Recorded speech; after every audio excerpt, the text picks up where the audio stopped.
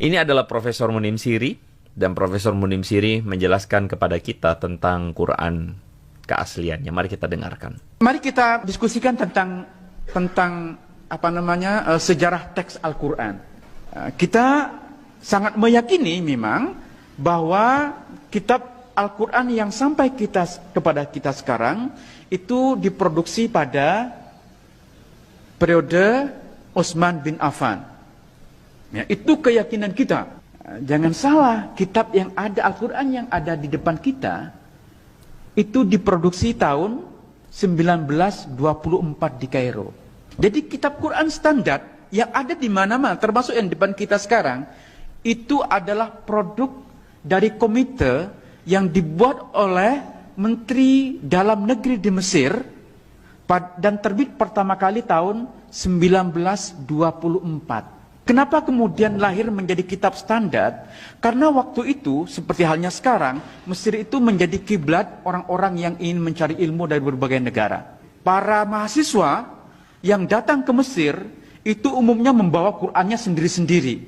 Ada yang membawa dari Yaman, ada yang membawa dari Turki, dari Jakarta, dari Indonesia. Dan dalam banyak edisi ada perbedaan-perbedaan. Nah, ini bagi pemerintah Mesir dikhawatirkan akan membingungkan. Karena sokongan rial Saudi Arabia yang luar biasa, maka kemudian dengan sponsor uang Saudi, Al-Quran yang diterbitkan tahun 2024 itulah yang kemudian disebar ke seluruh dunia, termasuk yang kita miliki di Indonesia sekarang. Jadi Al-Quran standar yang kita miliki itu produk tahun 1924. Ya, ngomong-ngomong soal akun judul-judul yang lagi komen-komen ini, biarkan aja ya. Ini bot dan saya juga nggak tahu gimana cara tertibkan. Tapi siapa tahu mereka mendengar juga. Ya siapa tahu sekalian aja mereka dengerin ya. Apa yang dikatakan oleh Munim Siri ini adalah perkataan jujur seorang scholar atau akademisi yang juga meneliti tentang naskah-naskah kuno, naskah-naskah kuno Quran.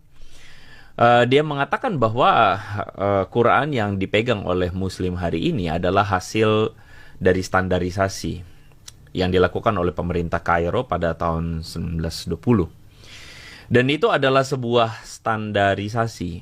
Nah, kalau misalnya Anda ngerti standarisasi, Munim Siri itu kemudian memberikan penjelasan yang lebih clear bahwa ada terjadi kanonisasi yang dilakukan oleh Utsman bin Affan, lalu kemudian dilakukan standarisasi tahun 1924 oleh pemerintah Mesir. Dan kalau Anda perhatikan sebenarnya lebih lanjut lagi, bukan cuman itu, tetapi juga yang ada terjadi di mana, gini loh, pertanyaan kita tuh begini. Kalau memang dari dulu tidak berubah, kenapa dari dulu nggak begitu saja? Kenapa harus kemudian distandarisasi? Dan ketika dikatakan ada standarisasi, pertanyaan kita kan begini. Apakah jangan-jangan ada ayat yang dipakai dan ada ayat yang dibuang? Itu kan pertanyaan kita. Jadi kita patut untuk kemudian mempertanyakan kan? Nah, Munim Siri menjelaskan dengan lebih lanjut. Teman-teman, mari kita dengarkan. Al-Quran pun sebenarnya formasinya atau kanonisasinya menjadi kitab yang ada sekarang itu terjadi secara gradual. Kalau Anda baca kitab Ibnu Abi Daud Al-Sijistani yang berjudul Kitabul Masahif, ya, bahkan judulnya saja menarik, Kitabul Masahif. Artinya Masahif itu jamak dari mushaf. Artinya lebih dari satu mushaf, ada banyak mushaf. Ya. Nah, Al-Sijistani ini bercerita tentang inisiatif dari khalifah kelima dari Bani Umayyah, namanya Abdul Malik bin Marwan. Jadi Abdul Malik bin Marwan, khalifah kelima dari Bani Umayyah, bersama gubernurnya di Irak bernama Hajjaj bin Yusuf, mereka berdua membentuk satu komite untuk mengedit Al-Quran. Coba bayangkan, proses editing Al-Quran. Saya jadi susah ngomongnya ya, karena mungkin ini akan melukai hati banyak teman-teman muslim. Dan mohon maaf ya, Tetapi ini adalah perkataan seorang akademisi, dan ketika dia mengatakan proses editing Quran. Saya cuma jadi bertanya-tanya saja, apakah Donditan berani membahas ini? Itu pertanyaan saya. Ketika dia mengatakan dengan barbar dan serampangan bahwa Alkitab Kristen itu palsu, ayat palsu dan sebagainya yang mengagetkan Angelina Sondak. Ya itu tadi, kalau standar yang sama diberikan atau dibalikan kepada seorang Donditan, berani bahas nggak? Berani nggak dia menjawabkan atau dia menjawab apa yang dikatakan oleh Munim Siri, seorang yang saya kira akademiknya baik ya. Dia adalah seorang yang mempelajari Quran dengan sangat baik saya kira. Editing katanya. Bagaimana menjawabnya? Kita lanjutkan. Itu masih terjadi pada masa Abdul Malik bin Marwan. Di antara anggota komite yang dibentuk oleh Abdul Malik bin Marwan ini, mereka berjumlah 6 orang, itu terjadi perdebatan tentang bagaimana ini dibaca, apa yang perlu dimasukkan, apa yang tidak dimasukkan. Ya memang, ya ini kitab suci kita ya, masa iya Quran diedit gitu. Terus apa bahasa yang lebih sopan kira-kira? Saya paham, Anda pasti susah menerima ini ya. Paham, tetapi gini lah, ulama-ulama awal itu masih berdebat tentang apa yang perlu dimasukkan, apa yang dihilangkan, apa yang salah, apa yang benar. Ya. Mereka dulu tuh terbiasa berdebat tentang ini. Kita yang hidup di abad 21 itu lebih picik pikiran kita. Kita lebih tertutup. Ya. Maka Al-Quran ini sekarang menjadi kitab yang tidak mungkin kita otak-atik. Jadi ketika saya pernah nulis di Jotan tentang rekonstruksi surah Al-Kafirun, itu heboh, mengotak-atik Al-Quran. Padahal yang saya lakukan itu penelitian ilmiah. Itu berdasarkan teks-teks kuno Al-Quran yang sekarang ditemukan di berbagai belahan dunia. Jadi saya tidak akan komentar lebih lanjut, tetapi saya tertarik dengan apa yang kemudian dikatakan oleh Munim Siri dalam Kitabul Al-Masohif ya, di mana Al-Imam Abu Bakar bin Abi Daud mengatakan ya, dalam biografi singkatnya dia kan menjelaskan bahwa ada sebuah yang namanya itu yang tadi Munim Siri bilang ya, ada sebuah proses, kata Munim Siri, editing. Dan proses itu adalah proses yang kalau kita ngomong editing berarti ada yang dipakai atau ada yang dibuang, saya nggak tahu ya. Dan ya udah, ini bukan saya ngomong, sekali lagi itu yang dikatakan oleh Munim Siri. Dan Munim Siri adalah seorang yang meneliti teks-teks kuno Quran, dan dia sendiri mengakui bahwa Muslim di abad ke-21 lebih tertutup pemikirannya. Jadi buat teman-teman yang ada di kolom live chat dari tadi nih ya, yang kemudian tidak bisa menerima kenyataan ya, ini Viro, ayat apa yang dibuang Dre? ya nggak bisa menerima kenyataan apa yang dikatakan oleh Munim Siri kan gitu kan ya. Ya sudah, ya itu bukan urusan kita. Tetapi kan intinya adalah problemnya simple. Kalian yang mulai. Kalau kalian yang memulai ngomongin tentang Bible palsu, ngomongin tentang Alkitab Kristen palsu, ya udah kita buka data. Kalau kita buka data, yang nggak usah kelojotan, nggak usah kepanasan, simple gitu aja, gitu.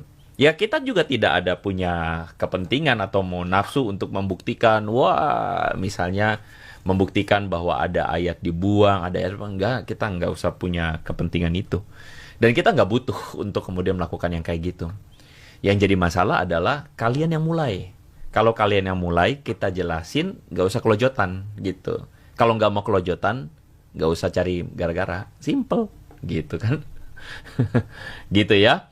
Nah, jadi begini teman-teman ya, seperti yang saya lanjutkan ya. Donditan mengatakan ada banyak ayat sisipan dalam Bible Kristen. Nah, sekali lagi kita akan tanya, kalau standar yang sama dikenakan kepada Quran bagaimana? Ya kan?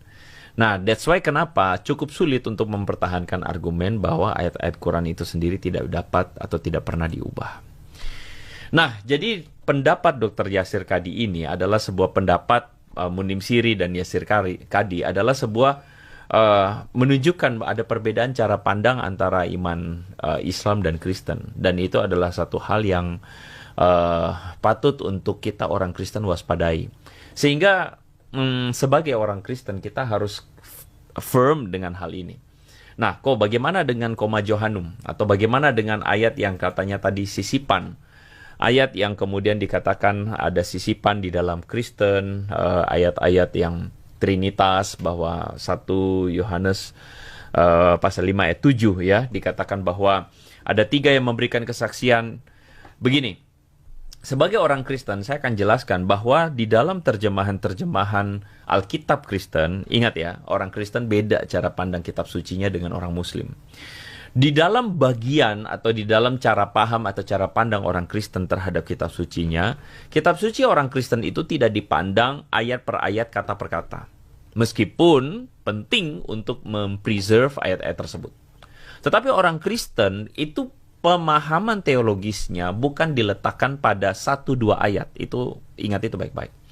Dan ini berbeda sekali dengan apa yang dikatakan oleh Donditan ketika Donditan mengatakan seakan-akan bahwa Trinitas atau konsep Trinitas itu adalah konsep yang dibangun berdasarkan 1 ayat saja, yaitu ayat 1 Yohanes pasal 5 ayat 7 tadi. Masalahnya adalah ayat-ayat tentang Trinitas, tentang Bapa, Putra, dan Roh Kudus itu tersebar dengan sangat luas di dalam seluruh Alkitab. Bagaimana Paulus mengatakan di dalam surat-suratnya ketika dia mengatakan dalam greetingsnya, Anda bisa lihat bagaimana Paulus mengatakan berkat dari Bapa dan kemudian dari Putra atau dari Yesus Kristus. Bahkan dalam bagian lain dengan Roh Kudus. Bahkan ketika Yesus dibaptis ada Bapa yang mengatakan inilah anakku yang kukasihi, kepadanya aku berkenan. Ada Yesus yang keluar dari air dan ada Roh Kudus yang turun dalam rupa burung merpati. Jadi ayat Trinitas itu tidak didasarkan atas 1 ayat. Sehingga benar-benar seperti kata Donditan itu sudah salah banget ya. Salah banget karena tidak demikianlah orang Kristen membangun teologinya. Jadi sebenarnya pembahasan mengenai ayat-ayat Bible yang palsu itu saya sudah bahas dengan sangat banyak sekali ya. Teman-teman bisa cek di dalam pembahasan saya, dan sebenarnya malam hari ini saya cuma ingin mengadres tentang Angelina Sondak yang keliru mengundang seorang Donditan. Nah, saya sedang mempersiapkan satu konten yang lain yang saya berharap di konten berikutnya orang Kristen bisa belajar lagi dari hal-hal atau dari polemik-polemik yang dimunculkan oleh orang-orang ini. Saya malam hari ini tidak akan sampai ada Cukatup mengatakan nggak sampai 90 menit bang. Nggak sampai bro. Saya nggak kuat. Pelayanan lagi banyak ya. Tapi saya berharap bisa jadi berkat juga buat teman-teman semua. Saya sampai di sini saja. Dan saya berharap semoga live kayak ini akan menolong teman-teman untuk bisa belajar kekristenan dengan lebih baik. Dan buat teman-teman yang mencari jawaban, bertanya untuk cari jawaban, Anda ketemu jawaban. Tapi buat teman-teman yang cuman cari gara-gara, Anda tobat. Itu yang saya harapkan. Oke, ngomong-ngomong soal yang paling terakhir, saya mau tutup dengan Viro ya. Viro mengatakan bukti arkeologi belum dijawab, Dre. Saya sudah jawab, Viro. Tolong lihat di live saya sebelumnya, Anda akan ketemu apa jawaban saya. Dan buat teman-teman yang kepo dan penasaran, yang kepo angkat tangannya ya. Yang kepo dan penasaran tentang bukti arkeologi debat Viro sama saya, Anda bisa cek di video sebelumnya. Di bagian akhir, video itu akan menjelaskan dan membuat Viro terdiam dalam beberapa hari. Sekarang kumat lagi. Terima kasih Viro, dan terima kasih untuk teman-teman yang sudah bergabung di live malam hari ini. Kita ketemu lagi di konten berikutnya. So, make it simple and make it meaningful. May God bless you teman-teman.